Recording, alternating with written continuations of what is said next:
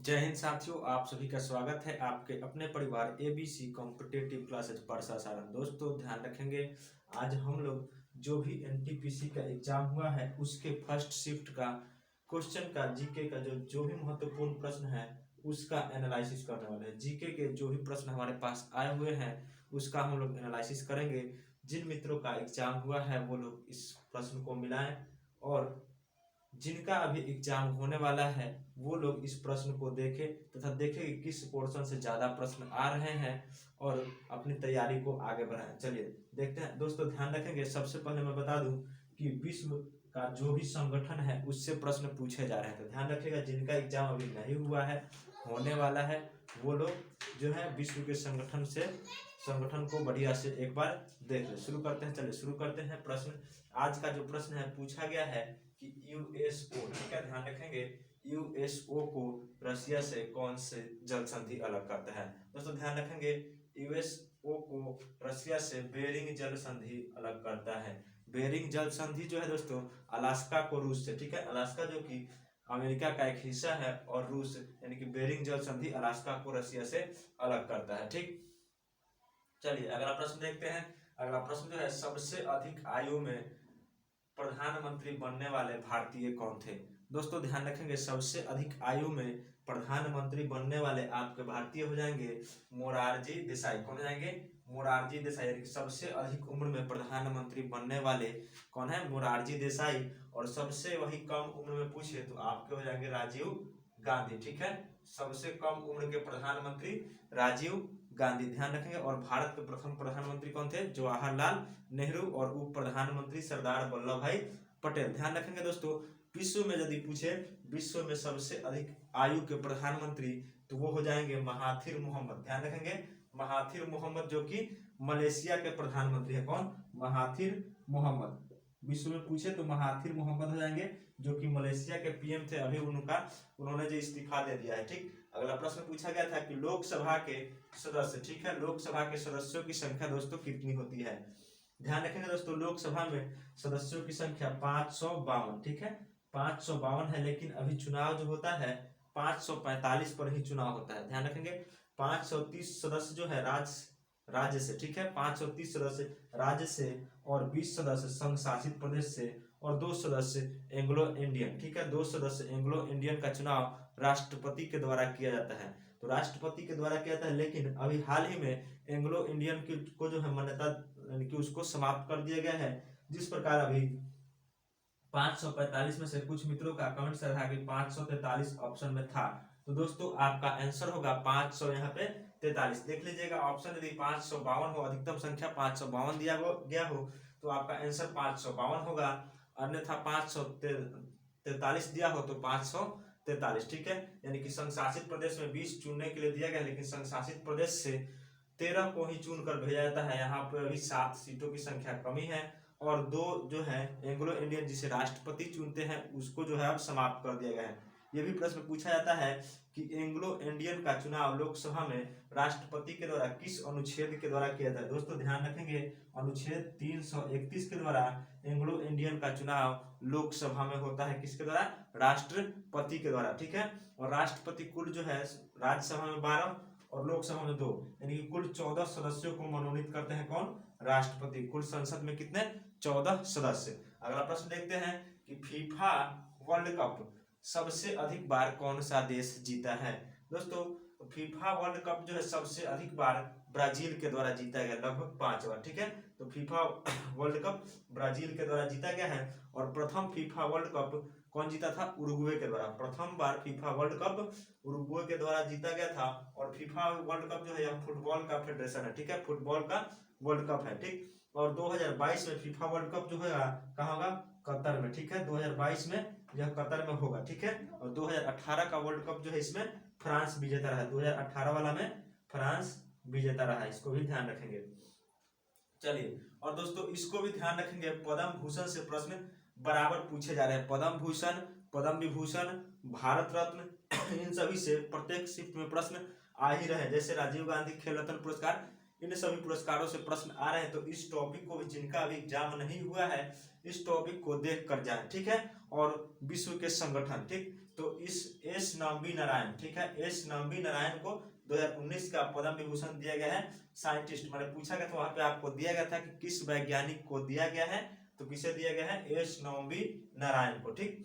चलिए अगला प्रश्न देखते हैं कि बंगाल विभाजन किस वायसराय के काल में हुआ था। दोस्तों ध्यान रखेंगे, बंगाल विभाजन लॉर्ड कर्जन के काल में, ठीक है, लॉर्ड कर्जन के काल में 1905 में, ठीक है, 1905 में लॉर्ड कर्जन जो है, इसका कार्यकाल जो है 1899 से 1905 तक था, ठीक है, इसको याद रखेंगे। और इसी के काल में बंगाल विभाजन हुआ था। बंगाल को दो भागों में बांट दिया गया था, पूर्वी बंगाल और पश्चिमी बंगाल, ठीक है। राष्ट्रीयता को बढ़ते हुए देखकर उसको कम करने के लिए जो है, इन्होंने सांप्रदायिक आधार पर बंगाल को दो भागों में बांट दिया गया था। इसी बंगाल विभाजन के विरोध में जो है, रविंद्रनाथ टैगोर ने राखी दिवस मनाने का भी फैसला लिया था, ठीक है। चलिए देखते हैं, अगर और बंगाल विभाजन कभी पूछता है सना डेट के साथ, तो याद रखेंगे 16 अक्टूबर 1950, 16 अक्टूबर 1905 को बंगाल विभाजन की घोषणा की गई थी। इसको भी ध्यान रखेंगे, 16 अक्टूबर 1905 को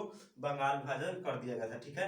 लेकिन सन 1911 में इसे फिर रद्द कर दिया गया था। कब? सन 1911 में बंगाल विभाजन को रद्द कर दिया गया था और भारत की राजधानी कोलकाता से हटाकर कहाँ, नई दिल्ली ला दी गई थी, ठीक। चलिए अगला प्रश्न देखते हैं कि एक सींग वाला गैंडा कहाँ पाया जाता है। दोस्तों ध्यान रखेंगे, एक सींग वाला गैंडा जो है आपके असम के काजीरंगा अभयारण्य में पाए जाते हैं। कहाँ पाए जाते हैं? काजीरंगा अभयारण्य में, ठीक है। असम के दो प्रमुख अभयारण्य हैं जिससे प्रश्न पूछे जाते हैं, एक है काजीरंगा अभयारण्य और दूसरा है मानस, ठीक है। मानस और काजीरंगा ये दोनों अभयारण्य आपके असम में पाए जाते हैं। और एक सींग वाले गैंडा कुछ हिस्सा पश्चिम बंगाल के कुछ हिस्से में भी पाया जाता है। इस प्रकार ध्यान रखिएगा कि पश्चिम बंगाल में भी पाया जाता है और असम में भी पाया जाता है एक सींग वाला गैंडा। अगला प्रश्न देखते हैं कि भारत के अभी वाइस प्रेसिडेंट यानी कि भारत के अभी उपराष्ट्रपति कौन है। दोस्तों ध्यान रखेंगे, भारत के अभी उपराष्ट्रपति आपको हो जाएंगे एम वेंकैया नायडू, ठीक है। यह 13वें उपराष्ट्रपति है और भारत के प्रथम उपराष्ट्रपति होंगे एस राधा कृष्णन, सर्वपल्ली राधा कृष्णन, ठीक है, ध्यान रखेंगे। और उन्होंने लगातार 2 उपराष्ट्रपति का कार्यकाल और एक बार राष्ट्रपति के रूप में भी उन्हें निर्वाचित किया गया है। और ध्यान रखेंगे लगातार इनका भी दूसरा कार्यकाल चल रहा है, ठीक।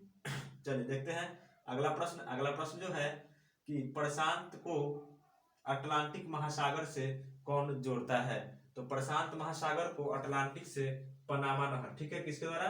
पनामा नहर के द्वारा प्रशांत महासागर को अटलांटिक महासागर के द्वारा जोड़ा जाता है। उसी प्रकार स्वेज नहर जो है भूमध्य सागर को लाल सागर से, इन दोनों को भी देखेंगे। स्वेज नहर जो है भूमध्य सागर से लाल सागर को, और प्रशांत जो है पनामा नहर प्रशांत को अटलांटिक से, ठीक है। चलिए देखते हैं अगला, मुस्लिम लीग की स्थापना कहाँ हुई थी। दोस्तों ध्यान रखेंगे, मुस्लिम लीग की स्थापना जो है ढाका में कहाँ हुई थी?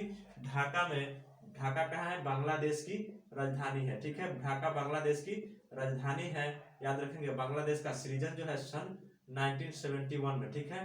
तो बांग्लादेश की राजधानी ढाका और मुद्रा क्या है? टाका, ठीक है। और आगा खां एवं सलीमुल्लाह के द्वारा मुस्लिम लीग की स्थापना की गई थी। किसके द्वारा? आगा खां एवं सलीमुल्लाह के द्वारा मुस्लिम लीग की स्थापना की गई थी, ठीक। चलिए अगला प्रश्न पूछा गया है, पाक यानी पाकिस्तान के पीएम अभी कौन है? इमरान खान, ठीक है। पाकिस्तान के अभी प्रधानमंत्री कौन है? इमरान खान। तो इनसे प्रश्न पूछा गया है कि पाकिस्तान के तत्कालीन प्रधानमंत्री इमरान खान की पार्टी का नाम क्या है। दोस्तों पाकिस्तान के तत्कालीन प्रधानमंत्री इमरान खान की पार्टी का नाम है तहरीक ए इंसाफ, ध्यान रखेंगे, तहरीक ए इंसाफ। और पाकिस्तान के अभी जो है प्रधानमंत्री कौन है? इमरान खान। और पाकिस्तान की राजधानी कहाँ है? पाकिस्तान की राजधानी इस्लामाबाद और इसका मुद्रा जो है रुपया, ठीक है। और इसकी संसद का नाम नेशनल असेंबली है, ठीक। चलिए देखते हैं अगला प्रश्न, बीएसई का फुल फॉर्म होता है बॉम्बे स्टॉक एक्सचेंज। दोस्तों ध्यान रखेंगे, बॉम्बे स्टॉक एक्सचेंज कहाँ अवस्थित है।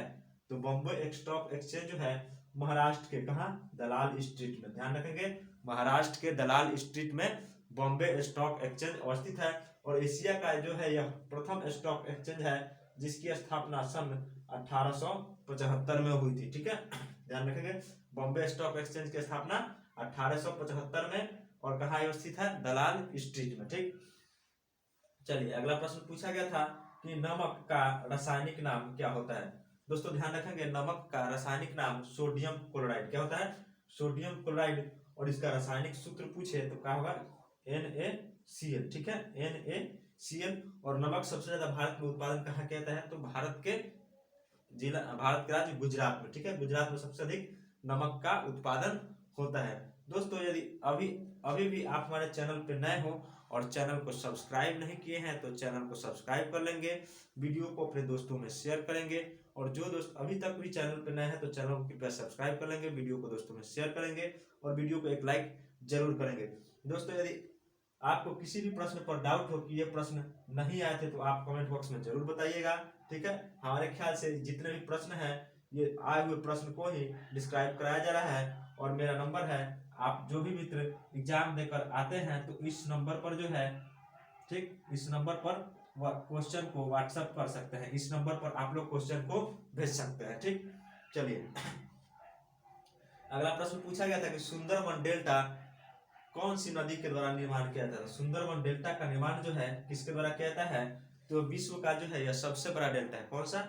सुंदरबन डेल्टा, जो कि गंगा और ब्रह्मपुत्र नदी के द्वारा इसका निर्माण किया जाता है। और सुंदरबन डेल्टा जो है आपका पश्चिम बंगाल में अवस्थित है। कहाँ है? सुंदरबन डेल्टा पश्चिम बंगाल में, ध्यान रखेंगे। ठीक, चलिए अगला प्रश्न है कि CSIR, ठीक है, CSIR के अभी महानिदेशक कौन है? तो CSIR के महानिदेशक शेखर सी मांडे। कौन जाएंगे? शेखर सी मांडे। ठीक है, और इसका फुल फॉर्म होता है council of scientific and industrial research. Council of scientific and industrial research CSIR का फुल फॉर्म होता है। ठीक, चलिए अगला प्रश्न पूछा गया था कि अरावली पर्वतमाला, ध्यान रखेंगे, अरावली पर्वतमाला किस राज्य में नहीं फैली हुई है? तो वहां आपको ऑप्शन दिया गया था महाराष्ट्र। तो अरावली पर्वतमाला का जो है विस्तार महाराष्ट्र में नहीं पाता है। ध्यान रखें, कहाँ कहाँ? हरियाणा, दिल्ली, राजस्थान और गुजरात, इन 4 राज्यों में अरावली पर्वतमाला का विस्तार है। ध्यान रखेंगे, अरावली पर्वतमाला भारत की सबसे प्राचीन पर्वतमाला है। ठीक है, भारत की सबसे प्राचीन पर्वतमाला है और इसकी सबसे ऊंची चोटी गुरु शिखर है। अरावली की सबसे ऊंची चोटी गुरु शिखर है, जो कि राजस्थान में है तथा इसकी ऊंचाई 1765 मीटर है। ध्यान रखेंगे, सबसे ऊंची चोटी गुरु शिखर है अरावली की। और अरावली जो है यह एक अवशिष्ट पर्वत है। ठीक है, अवशिष्ट पर्वत का उदाहरण है। ठीक है, उसी प्रकार भारत का जो है राष्ट्रपति भवन रायसीना पहाड़ी पर स्थित है। यह भी प्रश्न पूछा जाता है कि भारत का राष्ट्रपति भवन किस पहाड़ी पर अवस्थित है? तो रायसीना की पहाड़ी पर। ठीक, अगला प्रश्न देखते हैं कि गूगल का प्रोडक्ट कंपनी कौन सा नहीं है? ध्यान रखेंगे, यहाँ पे ये आपके पास ऑप्शनल क्वेश्चन हो गया तो वहां पे शायद iTunes दिया गया था, जो कि एप्पल की कंपनी, एप्पल का जो है प्रोडक्ट है। ठीक है, iTunes एप्पल के संस्थापक जो है कौन है? Steve jobs. ठीक है, स्टीव जॉब्स। जैसे गूगल की कंपनी प्रोडक्ट कंपनी है, गूगल डिओ, ठीक, गूगल ड्राइव, ये सभी, चाहे यूट्यूब, ये सभी गूगल की प्रोडक्ट कंपनी है। और iTunes जो है एप्पल, ठीक है, जिसके संस्थापक कौन है? iTunes के एप्पल के स्टीव जॉब्स। ठीक, अगला प्रश्न है जूल किसका मात्रक है? दोस्तों ध्यान रखेंगे, मात्रक से भी प्रश्न आपके पूछे जा रहे हैं तो मात्रक ऐसा यूनिट जो भी है उसको आप लोग एक बार जरूर देख कर जाएंगे। तो जूल किसका मात्रक है? जूल जो है ऊर्जा का मात्रक होता है। जूल ऊर्जा और कार्य दोनों का मात्रक होता है। जूल कार्य और ऊर्जा। ठीक है, एक जूल में कितना होता है? जिस पति में एक जूल में 10 के पावर 7 अर्ग, इसको भी ध्यान रखेंगे, एक जूल में कितना होता है? 10 के पावर 7 अर्ग। उसी प्रकार बल का मात्रक न्यूटन होता है और एक न्यूटन में 10 के पावर 5 डाइन होते हैं। ठीक है, इसको भी याद रखेंगे।